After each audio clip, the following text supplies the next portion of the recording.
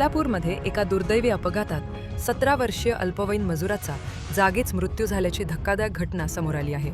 शुक्रवारी सायंकाळी शहरातील जगदंबा डेव्हलपरच्या बांधकाम साईटवर हा अपघात घडला.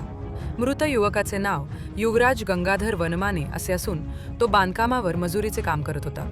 मिळालेल्या माहितीनुसार सायंकाळी 6 वाजण्याच्या सुमारास युवराज 9व्या मजल्यावर काम करत असताना अचानक त्याचा तोल गेला आणि तो थेट खाली कोसळला. गंभीर जखमी झालेल्या युवराजला सहकाऱ्यांनी तातडीने शासकीय रुग्णालयात दाखल केले. मात्र डॉक्टरांनी तपासणीनंतर त्याला मृत घोषित केले. युवराज हा कुटुंबाचा आधारस्तंभ होता. आर्थिक परिस्थिती हलाखीची असल्याने तो अल्पवयातच मजुरी करत होता. त्याच्या पश्चात आईवडील आणि एक भाऊ असा परिवार आहे. या घटनेमुळे परिसरात शोककळा पसरली आहे. दरम्यान बांधकाम साईटवर सुरक्षा नियमांचे पालन झाले होते का? युवराजला सेफ्टी बेल्ट, हेल्मेट किंवा सुरक्षा जाळी उपलब्ध करून देण्यात आली होती का?